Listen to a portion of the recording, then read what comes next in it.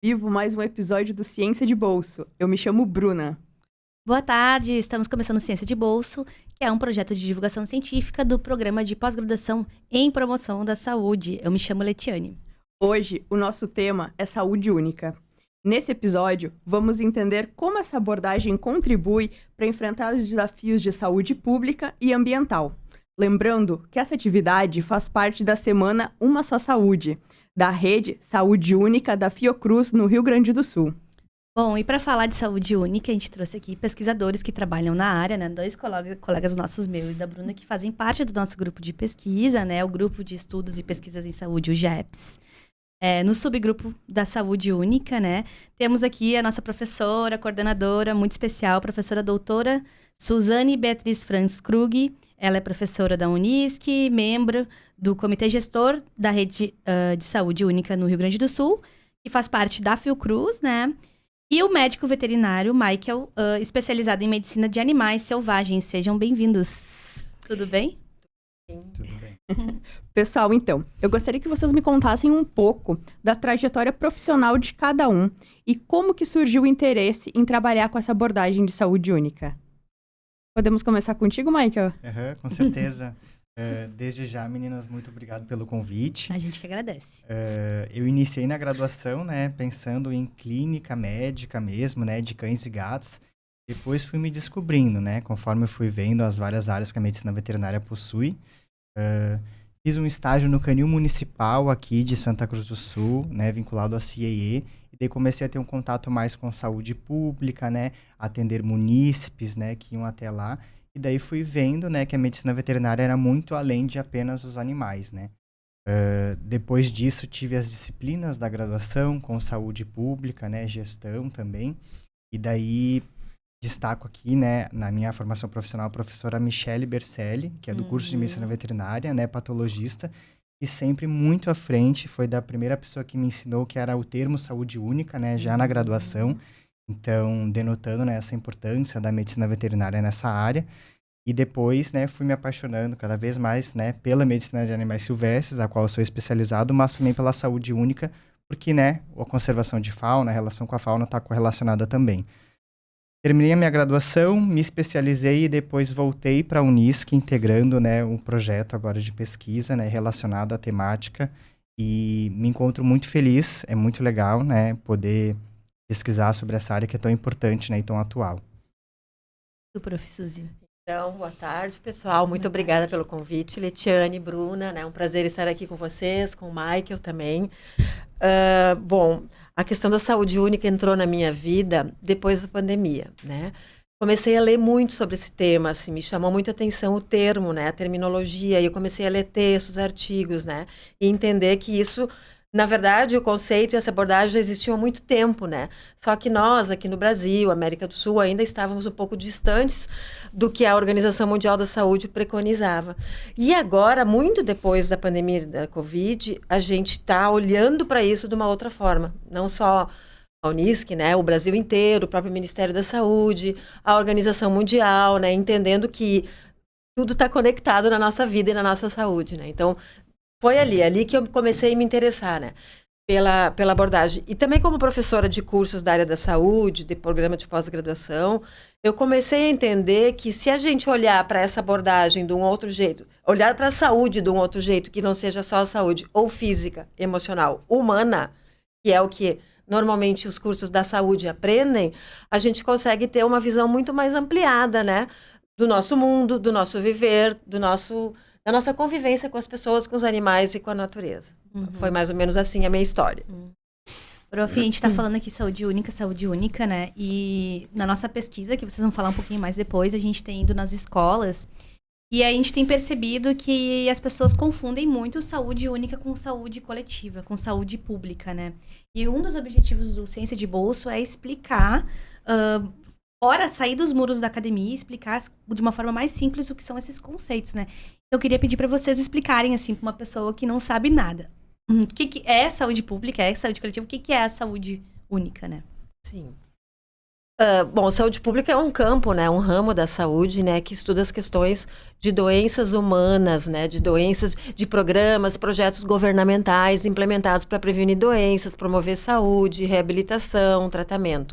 Saúde pública sempre com o viés governamental. São programas, projetos, né, oriundos do governo do estado, do município ou do governo federal.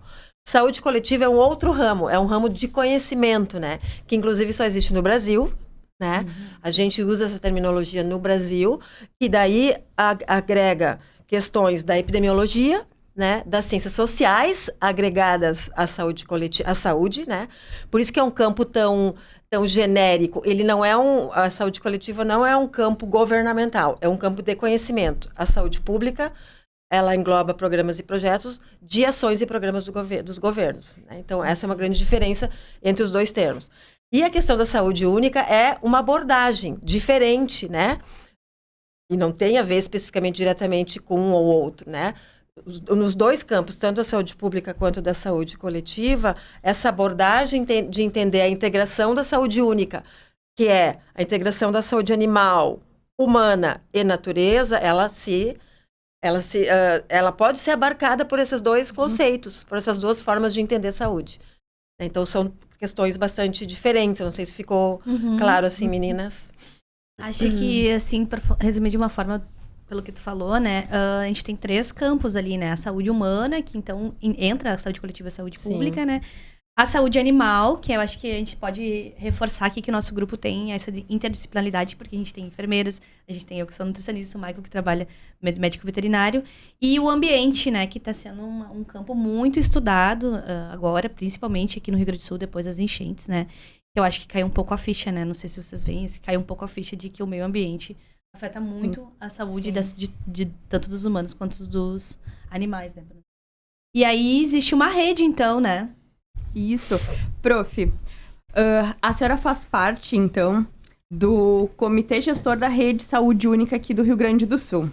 A senhora poderia nos contar como que a rede atua e quais são os principais desafios encontrados no trabalho interdisciplinar, então, pensando ali a saúde humana, animal e o meio ambiente? Sim, Bruna.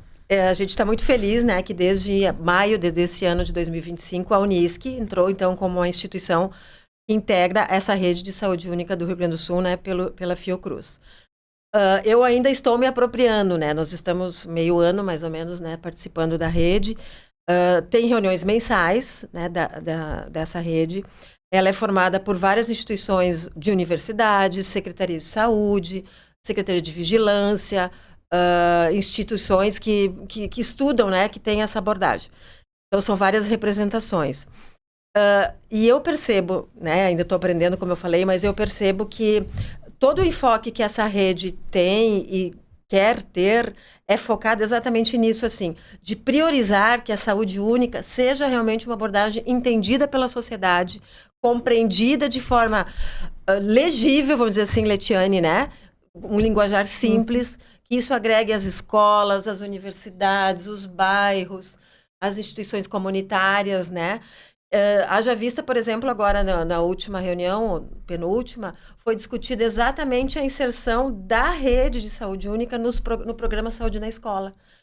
Como que essa rede, as ações da rede de saúde única podem se aproximar do programa Saúde na Escola, né, que é um programa do governo, né, federal, Ministério da Educação e Ministério da Saúde, para promover saúde, né, nesses espaços escolares. Então, eles têm todo um desenvolvimento de ações que já estão prontas para fazer todo essa congregação, essa integração com as escolas. Esse é um projeto que me chamou muito a atenção, achei muito legal, muito interessante, e vejo que pode dar muito certo, né? Porque a gente entende, né, gurias, que as escolas são espaços super promissores para trabalhar esses temas. Né? É a base.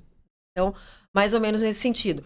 Vejo desafios que em determinados momentos, né, como eu falei, eu ainda estou aprendendo, né? Em determinados momentos, alguns espaços, algumas discussões muito técnicas. Técnicas porque a gente está dentro de um comitê, né, que é de técnicos, claro, mas que poderiam e devem futuramente passar para algum algum formato mais legível para a população de forma geral, né? Então, esse caminhar precisa ser muito atingido, porque não é fácil entender a abordagem. O que é a saúde única? Realmente não é fácil. Então, esse é um desafio, acho que é um desafio da rede. Como que isso chega nas pessoas? Como que as pessoas vão entender que tudo isso é importante para manter a saúde dos animais, da natureza e dos homens, a saúde humana, né? Perfeito, só complementando a professora, né, como é importante a gente ter, né, grupos de pesquisadores, né, que trabalham com essa temática, né, e sabendo interligar, né, tanto a área técnica da saúde, como a professora trouxe, mas também com a área da educação, né, isso que é, né, ali que começa, né, a produção, né, de depois que vão se tornar futuros cidadãos, que vão viver em sociedade e vão acabar tendo essas questões, né, de maneira coletiva também para serem tratadas. Muito bom. Agora, Michael. A saúde única, então, ela também tem uma relação direta com as zoonoses e também com a prevenção de surtos que envolvem tanto os seres humanos quanto os animais. E como tu, como médico veterinário, se insere nesse contexto? E quais são os principais desafios dessa integração com outras áreas? Perfeita essa pergunta, né? Referente às zoonoses, né? Que é o que a gente pensa, né? A primeira coisa que a gente pensa quando tem um médico veterinário mais ligado à saúde, né? Saúde pública, saúde coletiva, como comentamos antes. O médico veterinário ele vai atuar diretamente, né, na identificação precoce dessas doenças, né? E a gente pode citar várias que já assolaram, né, a nossa população, né? Influenza aviária, salmonelose, febre amarela, né? Diversas, né, zoonoses. Essas doenças são todas advindas de alguma forma de animais, isso? Isso, perfeito. A gente tem cerca de 60% a 70% das doenças emergentes hoje vêm de origem animal, né? É dessa nossa relação seja com a cadeia produtiva ou mesmo até com a fauna silvestre, né? Correlacionada à conservação ou não dessa fauna, né? É por causa da nossa relação com os animais, né? Que nos denotam algo preocupante, né? Porque é uma porcentagem muito alta dessas doenças emergentes. Mas, né, identificando essas doenças precocemente, o médico veterinário consegue atuar, né, na prevenção dessas doenças, né? A gente também tem toda a parte de cadeia, né, de alimentos, de produtos, né, de alimentos, né, advindos de produtos de origem animal, que sempre tem um médico veterinário em todo esse fluxograma, né? Pensar que todo o leite, o ovo, a carne que chega até a mesa das pessoas, né, passa por um médico veterinário e, por consequente, né, toda um fluxo para que não haja doenças, né? Para que não afete as pessoas negativamente, né? E o médico veterinário também aqui é um ambiente mais que propício para a gente falar, né? Na pesquisa, né? De novas doenças, novos agentes patogênicos, né? Como a gente pode melhorar, né? A nossa relação também para evitar, né? Como eu falei, essas doenças. E referente a dificuldades, né? Dessa interligação do médico veterinário com essas questões, né, ou mesmo de saúde, né, não é de hoje, né, uma visão que a saúde, né, tem de que o médico veterinário só trata animais, né, e é isso que vem de encontro com a abordagem de saúde única, né, é saber que a gente precisa tratar todas as coisas concomitantemente, né, de maneira conjunta, né, a saúde animal, do meio ambiente e das pessoas. Então, fazer com que o médico veterinário se insira, né, na área da saúde, né, esbarra em outras várias questões, né, como separar por setores, né, principalmente, né, do poder público, né, o médico veterinário para um lado, outros profissionais da saúde para o outro, né, não ter essa educação mesmo interdisciplinar, né, que, como vocês bem comentaram, né, do GEPS aqui da universidade, que é um grupo que acredito que exerce isso com excelência, né? A interdisciplinaridade dos saberes, né? É a gente ter diferentes visões, né, profissionais enquanto cidadãos mesmo sobre a mesma questão, né? E, consequentemente, vindo de encontro, né, com o melhor atendimento do paciente humano, melhor relação com com os animais, com as pessoas e com o meio ambiente também. Tu tava falando de zoonoses, assim, e é uma das coisas que vem também quando a gente sai para conversar sobre saúde única foi a pandemia de Covid, assim. E aí eu queria perguntar para ti, as pessoas têm essas dúvidas, né? Como é que foi a pandemia de Covid? É uma zoonose? Ela poderia ter sido mitigada ou evitada a partir dessa abordagem da saúde única, né?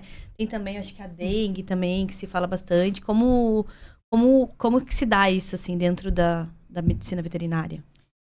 Para a medicina veterinária é um tema bem claro e bem recorrente, né? Aí entram as questões, né, de traduzir, né, para as outras áreas para trabalharem em conjunto, né? Mas a pandemia de Covid-19, ela tem diversas hipóteses, né, da sua origem, né?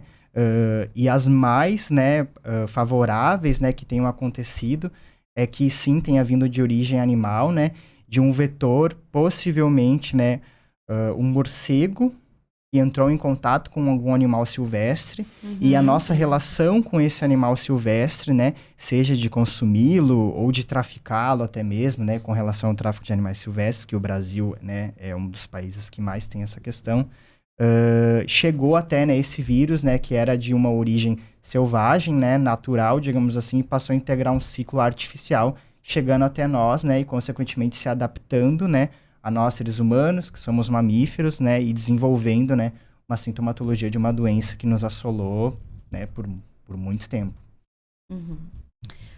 Bom, então, na parte da medicina veterinária, sim, até a gente vê até mais estudos em relação à saúde única, assim, do que a gente vê na parte da saúde, né? E aí, perguntando pra ti, né, perguntei isso pra ti, que é um médico veterinário, agora eu vou pra professora Suzy, que é uma enfermeira, né? Quais são os aprendizados da enfermagem em relação a essa abordagem, né? Esse cuidado integralizado da saúde, não só o que diz lá no SUS, de tu olhar todo o paciente, mas também olhar os animais que estão em torno, o meio ambiente, né? E como essa atuação da enfermagem reflete na prática, especialmente nos territórios que são mais vulneráveis a desastres climáticos, ou também, quando a gente tem tratado de lixões também, né? Que são locais onde tem muitos vetores, né? Sim, só queria, antes de responder a pergunta, concordar com o Michael e com o que tu falou, Letiane, que a medicina veterinária realmente está muito avançada em relação à compreensão, né, dessa abordagem dos sistemas de saúde, né, na prevenção de doenças. Muito à frente de outras profissões, como a enfermagem, por exemplo, a pergunta agora que é, né, a enfermagem precisa ainda caminhar mais para isso, aprender mais, né? Mas, ao mesmo tempo, eu fico olhando e entendendo o seguinte. Por exemplo, ações de vigilância de água, né, de territórios, de saneamento, de lixo, né? A questão de ter todas essas políticas públicas que realmente tragam qualidade de vida para as pessoas e que são determinantes sociais de saúde. Na verdade, no caso da enfermagem, a graduação traz isso. A gente estuda isso, entende isso, né? Por dentro da saúde coletiva, que é uma disciplina que o curso tem, né? Então, a gente trabalha com essas questões. O que falta, na minha visão, na enfermagem, é abordar e refletir que isso é a saúde única. Quando a gente está falando de um sistema de vigilância de saúde, de dado epidemiológico, de registro de doenças, de registro de vacinas, de saneamento básico, né? Em toda água, tratamento, esgoto, a gente está falando de saúde única. Né? E temos sistemas de vigilância dos governos, a gente tem isso. Né? E a gente tem enfermeiros trabalhando em sistemas de vigilância epidemiológica, de vacina, né? tantos frentes aí. O que falta é entender, é transpor isso e dizer, bom, isso também é saúde. Nomear, né? É nomear e fazer, entender que essa abordagem é isso que a gente quer. Porque hoje a gente ainda tem na enfermagem muito esse conhecimento das caixinhas, né? Quem vai para a saúde pública trabalha com isso, quem vai para a área hospitalar trabalha com isso. O hospital também tem saúde única, gente. O paciente que interna lá, ele veio da onde? Né? Que condições de vida, de qualidade de vida, de saneamento, contribuíram para esse adoecimento que ele tem lá, numa infecção, na zoonose que ele tem e está internado por isso. Então, a enfermeira que atende lá está atendendo, né, uma pessoa que tem uma zoonose, oriunda de uma desabordagem, vamos dizer assim, uma desarticulação entre saúde humana, animal e da natureza. Então, é isso, eu acho que falta articular, Letiane, sabe? Falta dizer, isso também é saúde única. Nós não vamos inventar a roda. A gente precisa olhar, né, de uma forma que a gente entenda, e isso é uma coisa que eu gosto sempre de dizer, não é o ser humano a serviço da natureza. Não é. É o contrário, desculpe. Não é a natureza a nosso serviço. É exatamente o contrário. A natureza não é uma ferramenta para a gente. Ele é a nossa vida, o nosso contexto. Se a gente não entender que a gente está ali dentro, necessitando fazer essa preservação, a gente vai ter outras doenças. Daqui a pouco vão surgir outras pandemias. A gente nem sabe o que pode vir ainda. Por isso que eu falei da Covid antes. A Covid foi que me inspirou a entender, por causa das, né, Michael? diversas teorias que tem da sua origem, de querer entender um pouco isso, né? E aí me surgiu muito essa questão da saúde única. Mas a enfermagem ainda precisa avançar muito para chegar no patamar que a medicina veterinária tem. Quando tu falou da questão hospitalar, eu lembrei de uma pesquisa que recentemente eu percebi que era sobre saúde única, que tem uma mestranda, uma doutoranda do PPGPS, a Débora Siqueira, que ela já veio aqui. E ela trabalha com lixo hospitalar, com resíduo hospitalar. Olha só. E isso, recentemente a gente pensou nisso, faz parte do bloco da saúde única, que já está se formando um bloco dentro do programa de pós-graduação, né? Porque tratar da forma correta esse lixo hospitalar, que é altamente, né, tóxico, isso também reflete na nossa saúde, também reflete no ambiente, né? E agora, ouvindo vocês, eu fiquei pensando que esse ano eu e o Michael realizamos 3 encontros para falar sobre saúde única em turmas do módulo de educação em saúde. Então, cursos ali de farmácia, biomedicina, enfermagem, nutrição, psicologia. E dos diversos exemplos, às vezes, que a gente traz. E de como a gente tenta trazer e colocar cada uma dessas profissões para pensar essa abordagem. E de como a prof falou, de fato, pelo menos como enfermeira também, a gente pensa e desenvolve muitas ações, problematiza, pensa em cuidados para pacientes que têm zoonoses. E aí agora, só antes, fazendo um gancho de continuar, fiquei pensando, a gente não explicou o que é zoonose. Perguntei se eram as doenças advindas dos animais, né? Isso aí.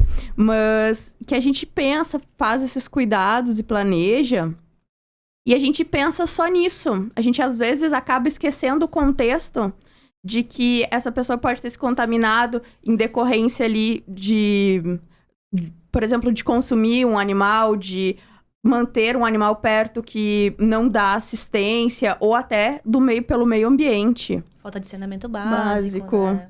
E às vezes a gente traz isso, a gente traz vários exemplos, às vezes até um dos que a gente discutiu bastante na última aula, que teve muito pessoal da farmácia e da biomedicina, era sobre a resistência antimicrobiana.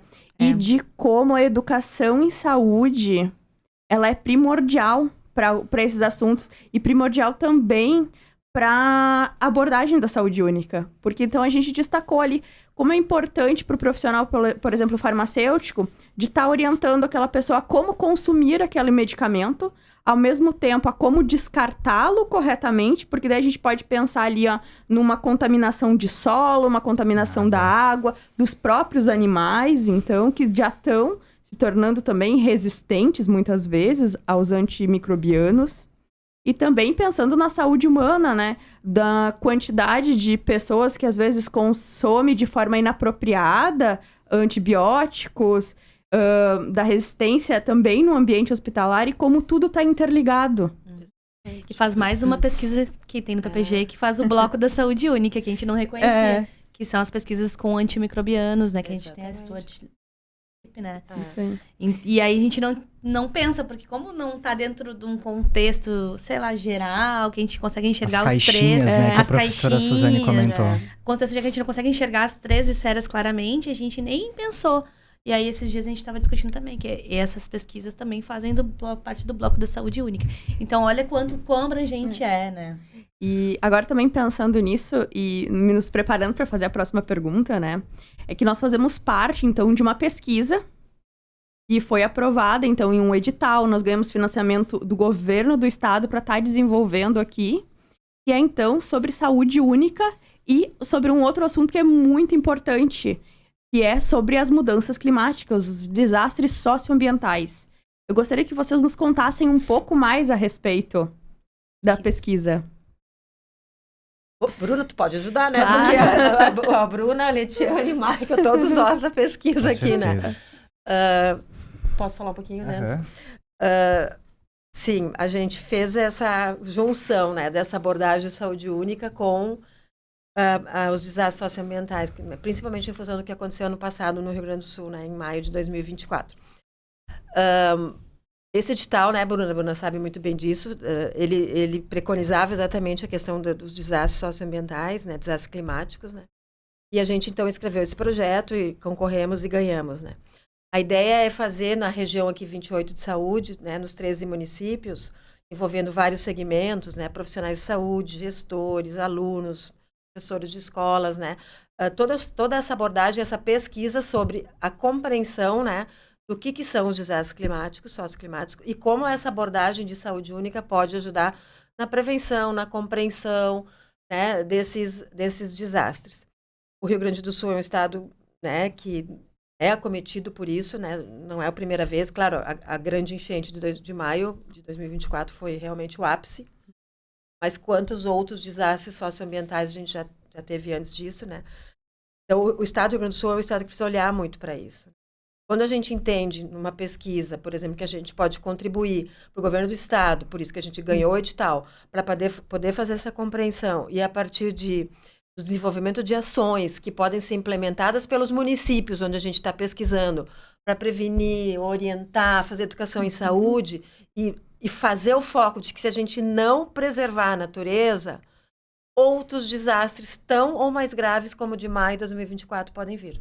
Então, a pesquisa tem muito esse olhar, assim, né, de colaborar, contribuir, trazer dados científicos, mas auxiliar, né, um segundo momento da pesquisa é isso, né, pessoal, com ações educativas em escolas e serviços de saúde, exatamente para essa prevenção.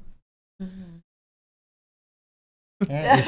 Esse nosso projeto, como a professora comentou, né, ele ocorre em 2 grandes etapas, né, que essa primeira é a coleta de dados, né, através de instrumentos de pesquisa. Estamos fazendo agora, né? Isso, estamos concluindo. A gente tem, né, de caráter qualitativo e quantitativo, né, através de entrevistas e questionários, né, para conhecer quais são as realidades desses diferentes territórios, para que, né, no ano que vem, nessa segunda grande etapa, a gente consiga ter ações educativas, né, de novo a educação, né, desde o nosso início aqui do nosso encontro, para que elas sejam assertivas para cada território, né? Sejam para os gestores em saúde, professores, equipes diretivas de escolas, alunos e também o programa de saúde na escola, né, que a professora bem comentou que a rede da Fiocruz agora vem interligando essas ações, né, com o PSE, e o quão é importante, né, a gente ter a educação aliada, né, junto a essas questões de saúde. Eu só queria falar, eu sempre tento trazer coisas que acontecem na universidade, né? E aí, pra gente entender, vocês concorreram a esse edital, né? E o papel da universidade nisso.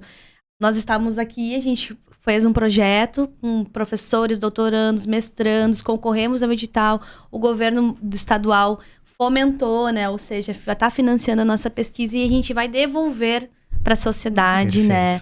Os nossos achados, vamos fazer ações de educação. Então, assim, para a gente entender também o papel da universidade, que tem se distanciado tanto da comunidade, né, nos últimos anos, e mostrar que como funciona, né? Então, como a universidade trabalha para a comunidade, né? Como o governo pode investir em instituições sérias, como é a Unisc, como é o nosso projeto, né? E ter o retorno para a comunidade, né, Bruno? Sim, exatamente, porque é através desse financiamento que a gente consegue, de fato, poder estar coletando esses dados para pensar no próximo ano em ações que sejam, de fato, assertivas para cada um daqueles territórios. Então, isso é interessante também falar que não vai ser a mesma atividade para todos os municípios. Cada município tem a sua realidade, é por isso que esse primeiro ano em que a gente está coletando os dados através das entrevistas e dos questionários, para a gente reconhecer cada território, para no ano que vem a gente poder direcionar essas ações para que elas façam sentido, tanto para os alunos, para os professores, para a equipe diretiva, quanto para os profissionais de saúde e para a equipe do PSE também que compõe. E até fiquei pensando que, de fato, a gente foi até pioneiros em estar inserindo eles antes mesmo da rede agora. E que bom que a gente, então, pensou em algo que faz sentido. Porque agora a rede também vai estar trabalhando com eles. E ver na possibilidade também de estar trabalhando nas escolas como isso, de que os alunos, eles são o futuro, e como a educação, desde o início, de uma forma traduzida e bem disseminada, ela vai, com certeza, gerar frutos para o futuro. E acho que a Letiane falou uma coisa bem importante, se me permite ainda.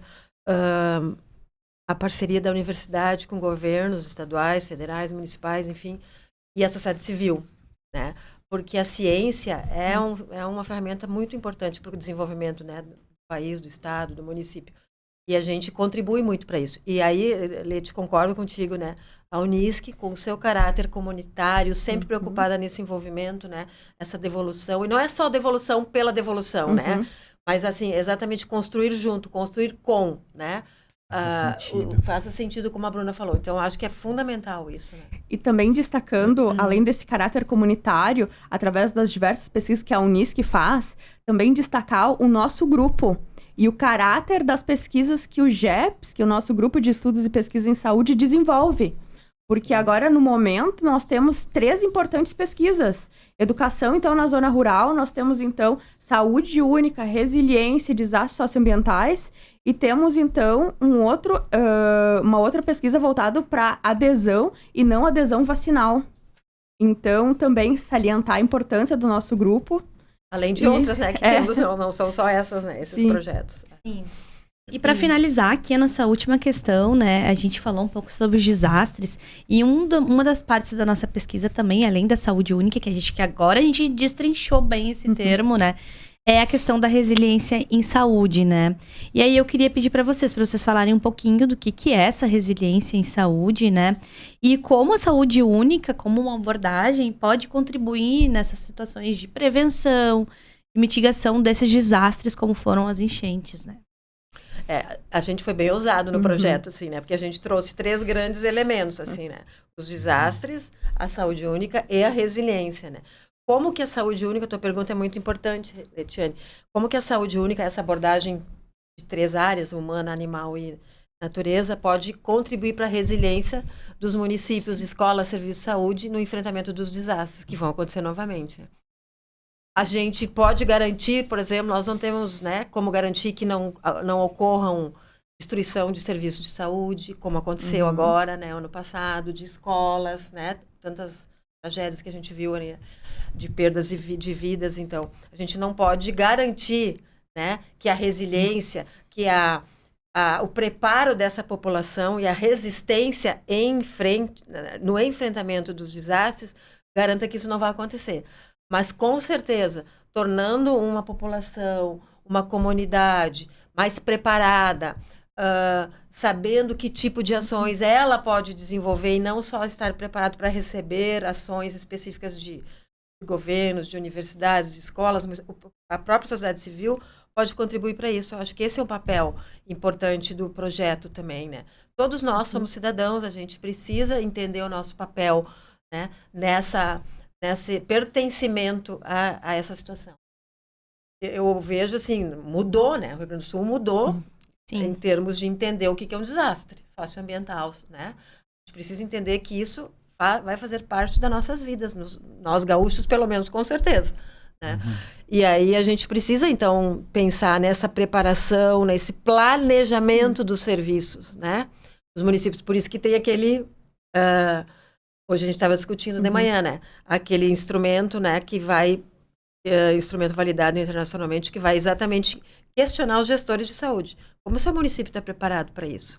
Como é que você enfrenta uma tempestade, uma seca, com o serviço de saúde? Na sua infraestrutura, na sua quantidade de recursos humanos, nos leitos hospitalares e nessa cobertura, né, da população. Então, é um agregado de dados para poder a gente daí fazer uma análise e dizer, olha, esse é um caminho, esse pode ser outro.